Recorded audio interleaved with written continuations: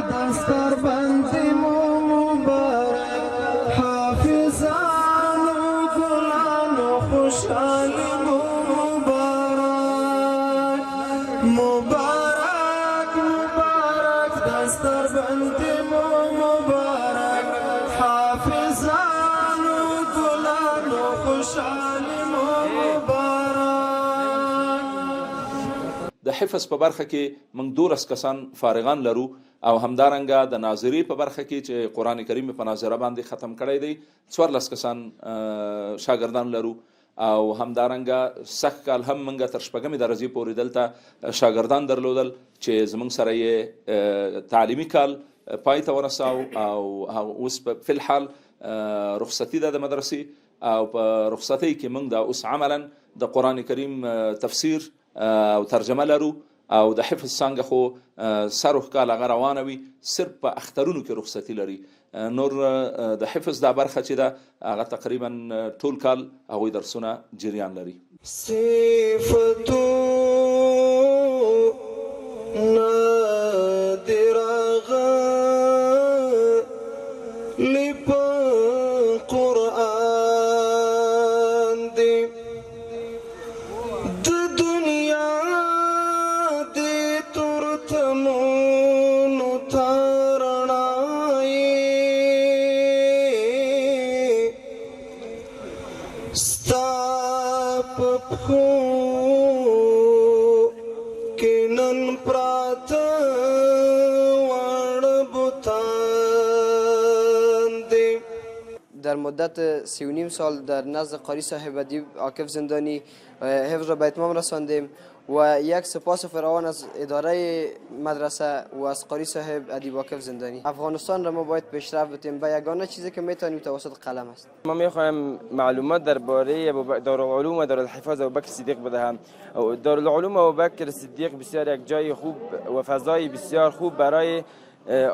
آموزش علوم اسلامی و قرآن عظیم شان است. امروز الحمدلله ما دور فراغت خود را در این مکان مقدس و پروگرام خود را در این مکان مقدس به پیش قرار دادیم که از جمله الحمدلله جمله حافظان کلاس صنفی ما حافظای قرآن کریم مکمل 12 نفر هستند و از جمله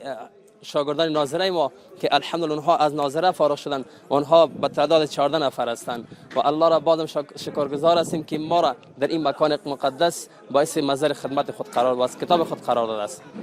ای حبیبا حجاب لري کړه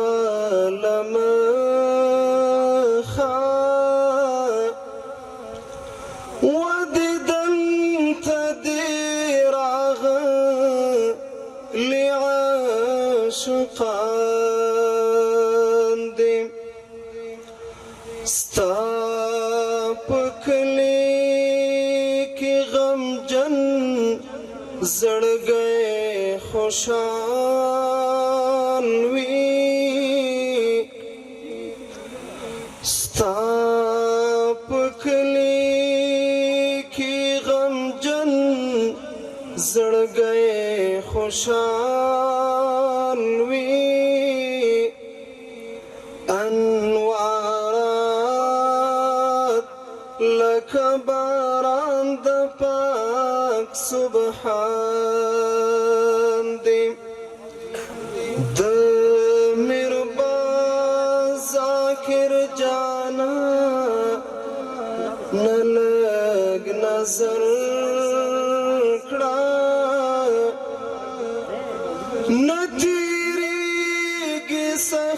شپې ستا د هجران دی څومره متعلقین او مخلصین چې هغه دوی سره په دغه ادارې چلولو کې هغه اخلاص کوي کومک کوي چنده کوي هغه که جاني کومک کوي او که مالي کومک کوي کومک څه کوي که څوک دغه ادارې ته هغه د خیر ارادې لري او د خیر نیت لري هغوی نن ورځ قابل مبارکباد دي هغوی قابل آفرین او شاباسي دي نو نن یوازې دغه فضلا هغه د مبارکباد مستحق نه دي، د دوی والدین هغه د مبارکباد مستحق نه دي، بلکې د دغې ادارې هر خادم او هر کومک کوونکی دغه ادارې سره هر اخلاص لرونکی هغه قابل مبارکباد دی. موږ ټول دوی ته مبارکي وایو. الله تعالی دې دوی دغه خدمتونه ټول قبول کړي. دین جهانی شهرت پیدا کرده. این بقای دین است، نفس شهرت دین است، نفس شهرت دین است. شهرت حاصل کرده دین، جهانی شهرت، عالمی شهرت پیدا کرده دین. آج دهی زمانه در افغانستان الحمدلله مکتب و پوهنتون و مدرسه همه همدل میشه، یک دل میشه. الله فرمایي څوک چې قرآن شریف نه اعراض وکړي، قرآن شریف تلاوت نه کوي، د دې په احکامو باندې عمل نه کوي، خپل هم پې عمل نه کوي، بچي ته هم د دې توصیه نه ده کړې د قرآن نه ځان هم لرې وساتلو، خپل اهل و عیال هم د دې نه لرې وساتله، نه یې تلاوت وکړه، نه یې د دې ترجمه یاده کړه، نه یې په تفسیر باندې ځان پوه کړه، نه یې په ناظره وویل، نه یې په حفظ باندې وویلو، نه یې په اولادونو په نسو باندې دا یاد کړه. فإن له معیشة ضنکا، الله فرمایي د ده ژوند به تنګ وي، مال به ډېر وي، زړه به خفه وي، سه منزله چار منزله به وي خو زړه به خفه وي، موټر به په کور کې ولاړ وي، زړه به خفه وي، پیسې به ښه ډېرې وي، کاروبار به ښه ډېر وي، موټرې به م وي، اوچت بلډنګونه به م وي، هر څه به وي، ولیکن معیشة ضنکا، د ده زړه به تنګ وي، زړه ته به یې سرور نه راځي، زړه به یې خوشحاله نه وي، یاران به وي چې زړه په څه باندې خوشحاله کړمه. والله العظیم په غیبت باندې زړه نه خوشحالېږي، په لډو باندې زړه نه خوشحالېږي. نن زموږ د معاشرې سپین ږیري کسان هم دې ته ناځي چې زړه خوشحاله کړو، زړه په څه خوشحالېږي. الا بذکر الله تطمئن القلوب، د الله په ذکر باندې زړه ته اطمینان حاصلېږي، قرآن پوجا زړه ته اطمینان حاصلېږي. په ورځ د قیامت به ړوند راپاڅي، دی به غږ وکړي رب لم حشرتني اعما وقد كنت بصيرا. الله ولې زه ړوند راپاڅېدلمه، په دنیا کې مې غټې غټې سترګې وي. الله به وفرمایي زما آیاتونه درغلي وو، نو تا د هغې نه ځان ړوند کړی و. انسان چې کله حق نه اوري، اوله پاره کې الله فرمایي دویمه کې صم بکم عمی، راندم دی، کانم دی، ګونګیانم دی. ستا ذهن ته دا راځي چې د مکې د خلکو غټې غټې سترګې وي، غوږونه یې کار کوو، سترګو یې کار کوو. ابو جهل به ډېرې عجیبه عجیبه فیصلې هم کولې.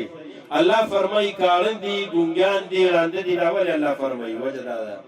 چې د حق نه ړانده و، حق به یې نه لیدو، حق به یې نه اورېده او حق به یې نه ویلو. الله جل جلاله ټاپه پې ولګوله، صم بکم عمی. په دنیا کې چې یو انسان د الله کتاب نه ګوري خو مړ شو، د الله کتاب نه اوري خو کوڼ شو، د الله جل جلاله د کتاب خدمت نه کوي خو ګونګی شي. بیا د رسول الله صلی الله علیه وسلم د سینې نه راوتي علوم، د هغه نه اخلاق، د هغه نه علم دیانت، تواضع.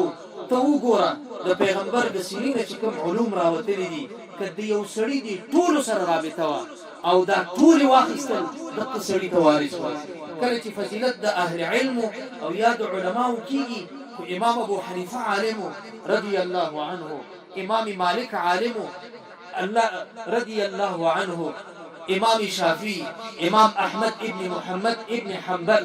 دارنګه امام بخاری، امام مسلم. دا زموږ زمانه د غربت د دین زمانه ده. دلته خو دین غریب دی. کومه د امام مالک غوندې عالم چې سړی ورسره کینی او الله باندې عاشق کي، داسې عالم کومه د امام بخاري غوندې چې یو سړی ورشي او په خپل ګناه باندې سوچ شي چې یاره ما ګناه کردم او ما خو جرم کړی او الله ما ته عفو وکړي او خپل خالق سره تعلق زیات شي، نو علا کل حال تبجد او تکبر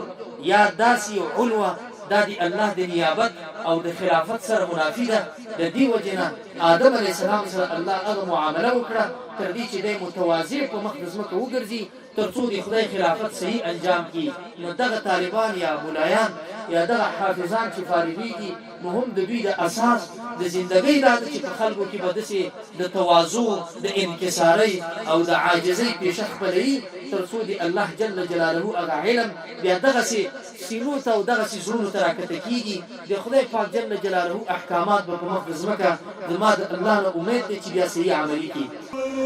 یم د اشنا په مینا مسلې ونه ورځم مجبور یم خیر د کما په لوټو کاڼو ولی سانی منصور یم د اشنا په مینا مسلې ونه ورځم مجبور یم د اشنا په مینا مسلې ونه ورځم مجبور یم کمی اغیار په کاڼو والی تیری ګمنا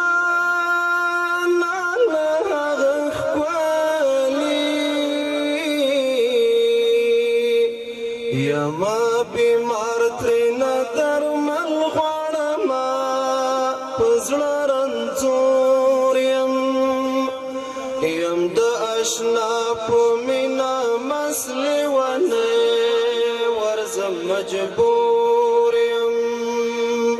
مدرسه په کال 1426 هجري قمري کې تاسیس شوله په داسې حال کې چې ډېر زیات مشکلاتو خو الله سبحانه وتعالی فضل وکړه چې زه او زما سره بل ملګری مولوي صاحب عبدالله حقیق چې اوس د زندانونو چارو د یو ریاست رئیس ده په ډېرو سختو شرایطو کې د مدرسې